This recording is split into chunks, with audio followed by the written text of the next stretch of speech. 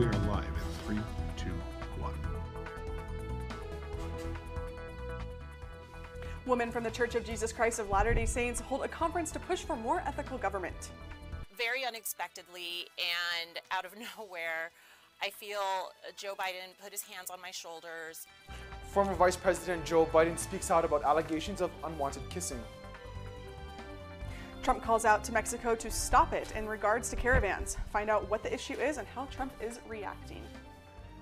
Welcome to Newsline. It's April Fool's Day, April 1st, 2019. I'm Madeline Reber. And I'm Paula Kiko Chandler.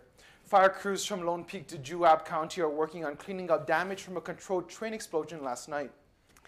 And at approximately 9:30 p.m., 11 rail tankers were detonated by officials near U.S. Highway 6 and mile marker 124. After 24 rail cars went off the track on March 30th, officials determined detonation to be the safest way to dispose of the propane and biodiesel that some of the cars were carrying.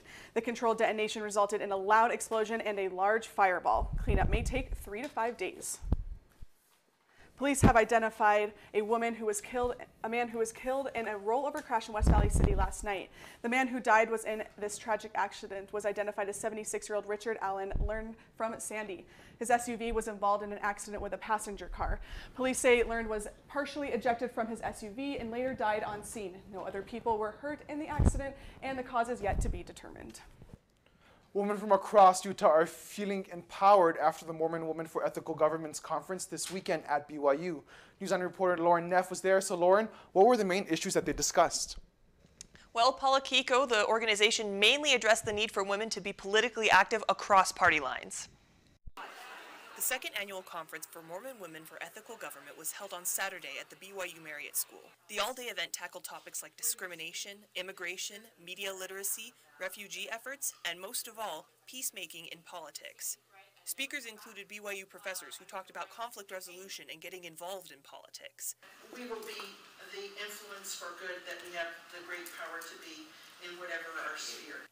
Utah legislators from both parties talked about the difficulties in being women in a majority male environment. We want to make sure her abilities are being respected regardless of her gender.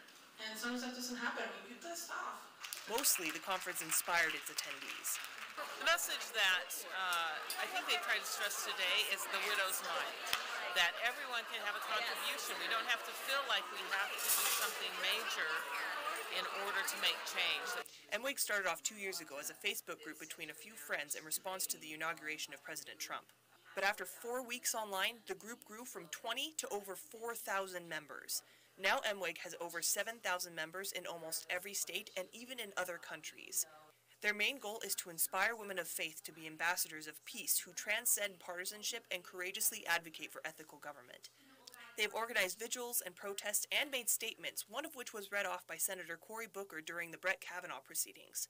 Looking forward, the self-proclaimed unabashedly optimistic organization hopes to expand their reach to help more women. When a small group of people stand up and refuse to sit down again, that's when the magic happens.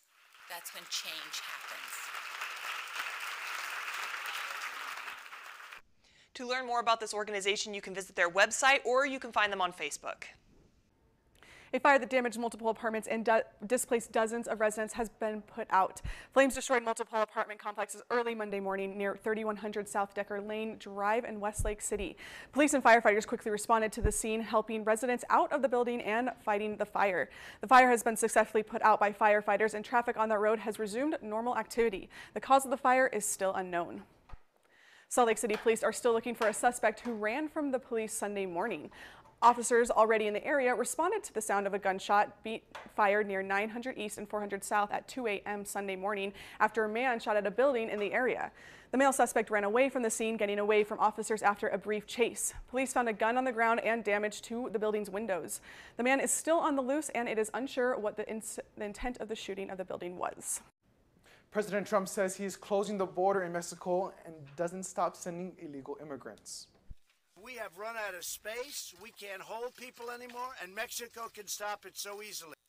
The Trump administration says there is no manufactured crisis on the southern border and that there is a real humanitarian security crisis unfolding. Good Neighbor Settlement is helping migrants suddenly released this weekend by Customs and Border Protection. The agency says it can't handle the massive numbers of migrants crossing the border. Trump says he could shut down the border as early as next week. Those massive numbers of migrants coming in are overwhelming facilities.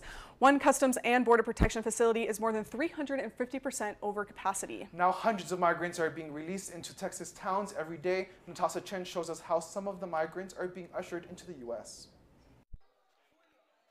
Arar Garcia can't remember which day he got to the U.S. It's been a blur. U.S. authorities gave him an ankle bracelet, and he's trying to get to a relative in Kansas, all to escape the dire economy and violence in Guatemala. There's no work here, sometimes one day or two. It's difficult to eat. He's one of at least 2,000 migrants who have already been dropped off by Customs and Border Protection into McAllen, Brownsville, and Harlingen because officials say there's just no room to hold them. In McAllen, CBP drops migrants off at Catholic Charities. If their U.S. relatives can buy them a bus ticket, they are then taken to the central bus station. Their long journey to the U.S. We jumped into the river and immigration caught us. Is now followed by confusion, a release with notices to appear in court, which many of them don't understand. Luis Guerrero is a volunteer who's seen and heard all their stories, including that of a 4-year-old girl whose family was robbed by men with machetes. She said, "I'll never forget you." And I said, "Why, Mama?" She said, "Because you were the first one to tell us, 'Welcome to the United States.'" That really hit me. He helps all of them onto their next destinations. No me arrepiento. In the end, God grants you victory. NewsLine will continue to keep you updated on what's happening at our southern border. A female politician from Nevada says Biden made physical contact with her in a way that she found inappropriate. I'm glad that he is clarifying his intentions. Former Nevada Lieutenant Governor nominee Lucy Flores responding to a statement from former Vice President Joe Biden regarding her allegations about behavior she says made her feel uneasy at a 2014 campaign rally. Very unexpectedly and out of nowhere, I feel Joe Biden put his hands on my shoulders, get up very close to me from behind, lean in, smell my hair, and then plant a slow kiss on the top of my head. Flores made the allegations against Biden Friday in an essay for The Cut. Biden released a statement Sunday saying he's offered countless handshakes and hugs on the campaign trail, quote, "And not once, never did I believe I acted inappropriately.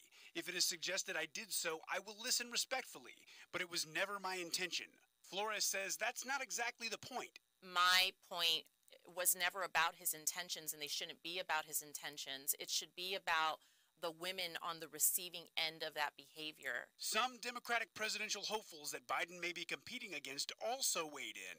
I know the vice president addressed it there in that statement, and he will continue to address it if he decides to get into this race. I'm not sure that one incident alone disqualifies anybody, but her point is absolutely right. And this is an issue the entire country has got to work on. I'm Reed Binion reporting.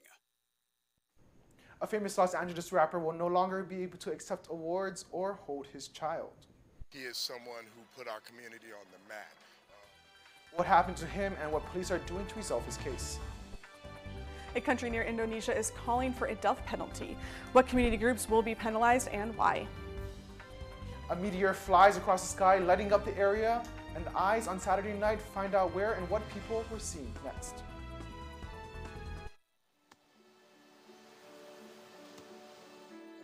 I don't remember how it started. Our back and forth. It always came back. Dad! You probably don't remember what you told me. That was perfect. But I heard every word.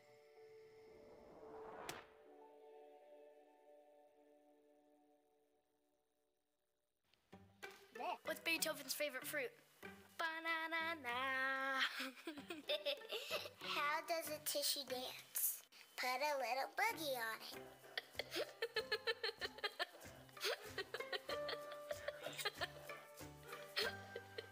Hey, Bo, trees tell each other stories? I'm sorry. I'm afraid I don't know that. Hey, why don't we go find out? Listen.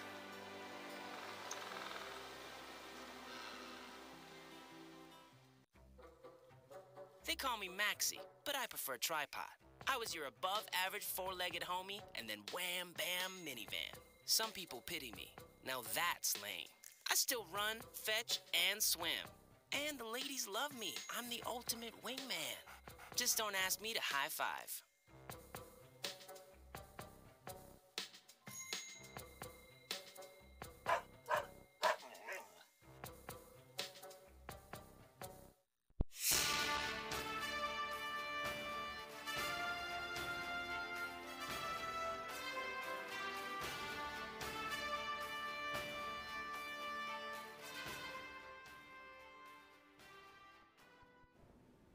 Rapper Nipsey Hussle was fatally shot outside his clothing store in the Hyde Park neighborhood of Los Angeles yesterday afternoon.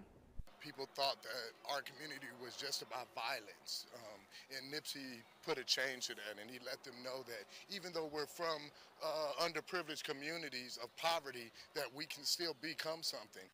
2 other people were shot out and wounded outside of the store's parking lot. Hussle's album Victory Lap was nominated this year for Best Rap Album at the Grammy Awards. News of his death prompted an outpouring of support. The investigation into his death is still ongoing. People across northern Florida were surprised by a different kind of light show Saturday night. The bright light in this video is actually a meteor strike. The National Weather Service heard reports that the meteor landed near Perry, Florida, but it is yet to be confirmed. It is not clear if the meteor hit the Earth or burned up in space. A Virginia high school senior with a 4.4 GPA got into 15 schools and earned more than $1 million in scholarships. It wasn't really overwhelming, but it was just like, wow, this is amazing. I was so grateful for the opportunity to be able to have this choice. Malik Hawkins goes to Grassfield High School while keeping his 4.4 GPA. He has been voted as homecoming king, a class delegate, and playing on the basketball team. Hawkins wants to major in business and use what he studies at whatever school he attends to make a positive impact on the world. Pope Francis is visiting the Moroccan capital this Saturday. He met with journalists on his papal plane before being greeted by King Mohammed VI, who called the trip an opportunity to promote interfaith dialogue. Morocco's population is 99% Muslim, and the Pope has used his tenure to try and foster closer ties with the Islamic world. The country has a small Christian minority, and he will hold Mass for them on Sunday. A new law is going into effect in the country of Brunei. The law seeks to punish any adulterers or homosexuals with the death penalty. In response to the law, celebrities Elton John and George Clooney are calling for a boycott of any hotels with links to the country. This includes the Beverly Hills Hotel and the Hotel Bel Air. The U.S. State Department has said they strongly oppose human rights violations, and they believe that this law could violate some international human rights obligations. A Chinese student overcomes adversity and finds music where she least expects it. She joins the group and finds a new love. Find out her story and path as a musician next. Coming up, BYU students experience the dancing and spirit of a native powwow. Find out what groups visited and the highlights of the event. Tornadoes, pollen, and rain. What do they all have in common? I'll be talking about each after the break. See on page 4 that the projections need to be earthquake next Thursday. Seriously? Thursday? Can't do that. This is really inconvenient. I have yoga that day. I have no time for this. So I can't do Thursday, but I can do Friday. Disasters don't plan ahead. You can. Talk to your loved ones about how you're going to be ready in an emergency. Don't wait. Communicate.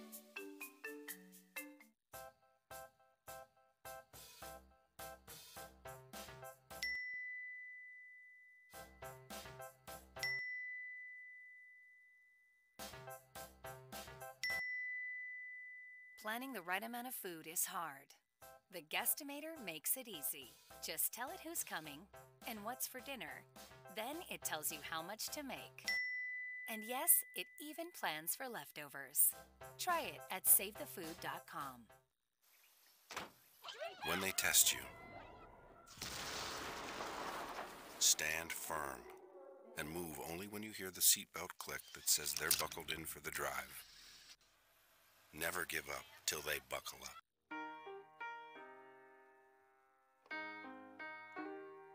Can't change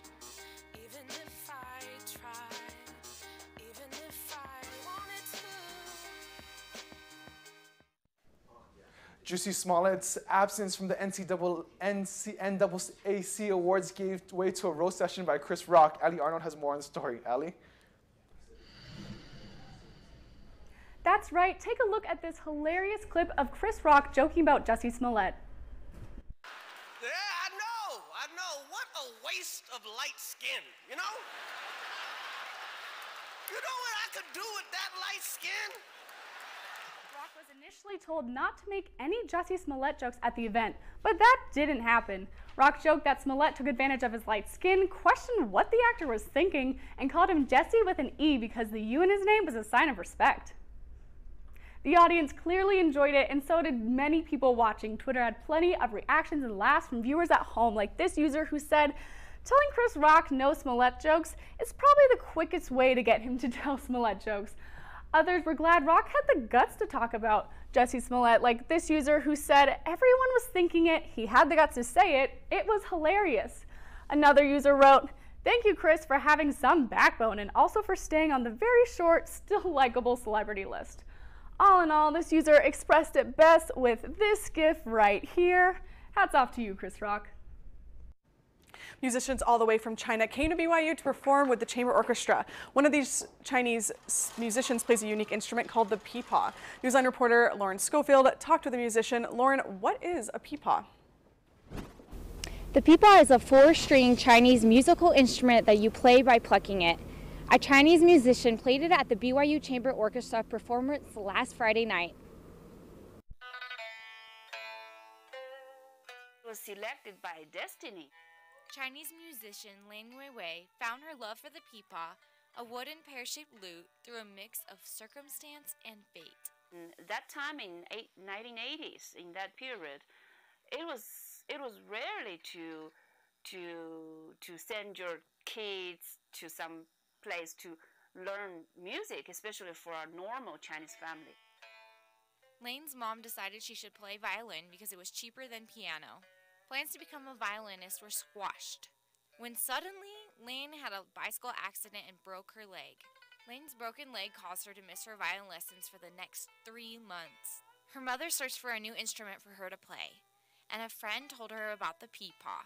And my mom said, "What is peepaw?" Once Lane was introduced to the peepaw, the rest was history.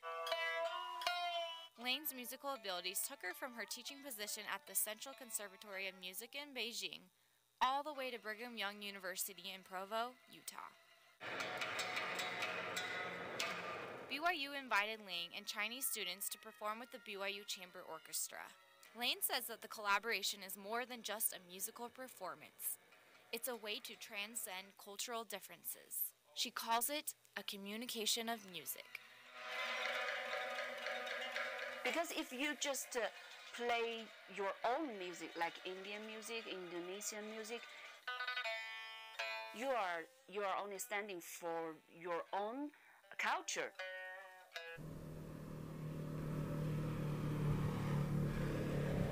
The BYU Chamber Orchestra has upcoming performances in May. You can find more info about their performances on byu.edu. Back to you. Thanks, Lauren. The 38th annual BYU celebrates the powwow wrapped up this weekend. Cassidy McKinney attended the event celebrating the rich culture of Native American song and dance. People from all across the country came to the BYU powwow to celebrate their culture through song, dance, and friendship. Participants young and old competed in historic dance styles like the feather dance and hoop dance. Drum groups also competed in the powwow. With costumes as colorful as their culture, powwow goers were able to join with friends and family and celebrate their native ancestors. I'm here with my family. I love dancing. I see all my family and friends here. We hit up the powwow like every weekend if we can. I'm here at the Powwow Expo Hall where competition goers can go to browse dozens of vendors as well as eat delicious indigenous food.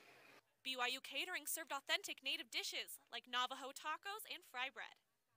After grabbing a bite to eat, attendees could shop at the 45 vendors selling everything from jewelry to dream catchers and even musical instruments. Eric Yazzie from Fresh Nation sells t-shirts that blend current trends with classic Native American images. you know, take a look at our T-shirt and have to do a double take, and they're like, oh, that's not Adidas, that's a indigenous design T-shirt. The night wrapped up with awards given to the best dancers and drummers in each category. Win or lose, participants were excited to have a chance to preserve and perform Native American song and dance. I love powwows because it's a way that I can reconnect with my culture. It's who I am. I'm a dancer, and it's a way that I can express myself.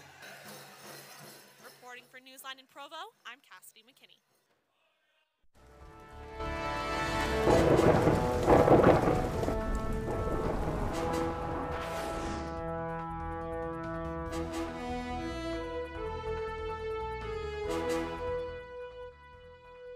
Some crazy winds pick up in Colorado. A tornado struck an RV storage facility. Surveillance video shows RVs being whipped around, and a couple were even flipped and thrown.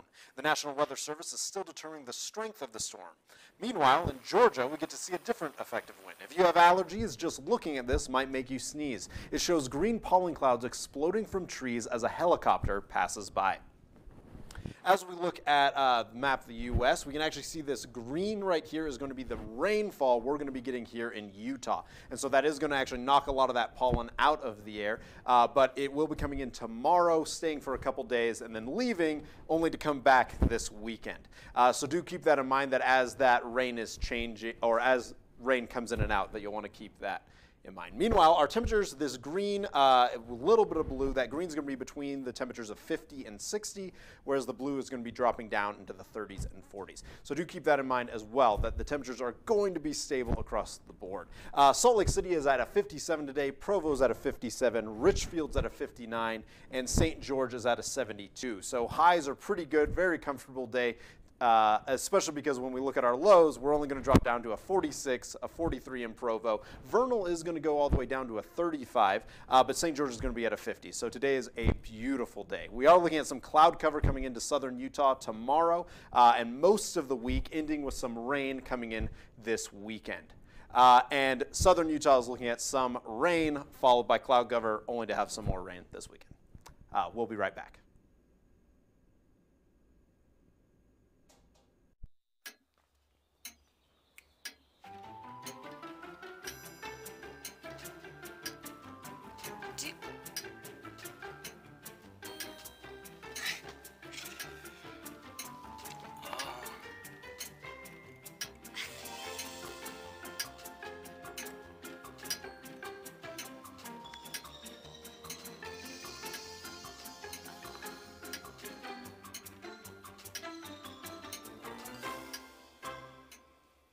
Listen, you're my friend. I noticed you haven't really been yourself recently.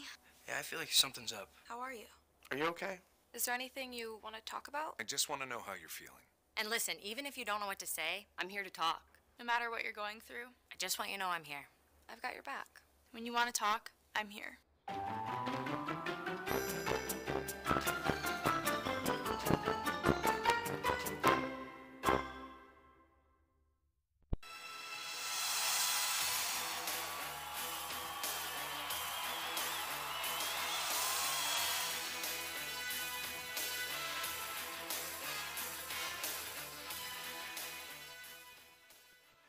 The Salt Lake Stallions beat the San Diego Fleet this past weekend thanks to this play right here. Somehow Woodrum gets it to Guanyo. Touchdown, Stallions! After a defensive-heavy game, the Stallions were able to hold San Diego to 264 yards on the day. Despite the Stallions' rough first season in the AAF, this win projected them into the standings as they now sit at 3-5 on the season. The Stallions have 2 games left in the regular season and will face the Atlanta Legends next Sunday. RSL seemed to have a rough start to their game on Saturday and never seemed to recover as they lost to FC Dallas on Saturday. After Dallas's defense collapsed in the first minute of the game, Dallas scored to go up 1-0, not to mention a red card on RSL in the 17th minute to force them to play with 10 men for 70 minutes of the match. RSL now sits at 1-1 and 3 on the season and are the 8th seed in the Western Conference. The Utah Jazz will host Kemba Walker and the Charlotte Hornets tonight as they hope to solidify their spot as the 5th seed in the Western Conference. The Jazz come in as favorites considering they have won 4 straight and Charlotte has lost their last 2. The Jazz clinched the playoffs last week. However, seeding is one of the most important things during this time of year, especially in the Western Conference. There's only 2.5 games between the 5th seed and the 8th seed. Every game counts as they close out the season. Similar to last season, the Jazz are on fire as of late as they are 9-1 in their last 10 games. 2 weeks ago, there were 64 teams with dreams to cut the net in April. Today, 4 teams still have a chance as March Madness continued with the Sweet 16 and the Elite 8 rounds this past weekend. Winston, no one near him, and he's going to come out with it, and Michigan State is headed to Minneapolis.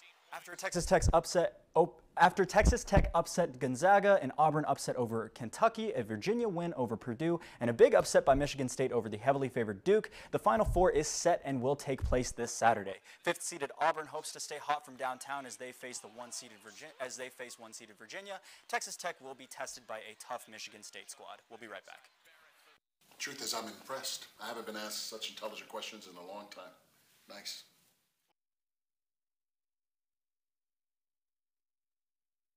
These are cool. Did you, what did you?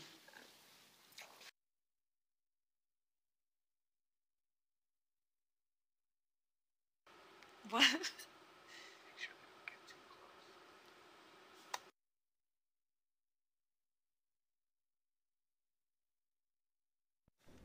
Paul Kiko, how tall are you? Well, 6'5", of course, well, at least according to my Tinder profile. Yeah, see, I don't believe that for a woman, and Tinder is trying to change that. The popular dating app announced Friday that they are rolling out the height verification badge. The app reportedly will verify your height through your pictures. Tinder says this is the thing you never asked for but always wanted. Of course, this feature sounds too good to be true. That's because it is. April Fools. I think they should actually implement this though, but they would really have to call short people out, don't you think? Yeah, just like you, Chris. I think this is a little deceiving. I don't know what you're talking Someone about. please verify. Yeah, that's a little bit too tall for us and the camera. Thanks for joining us today for Newsline. For more information or to share our stories with your friends, check out our website at universe.byu.edu/newsline. Have a great day.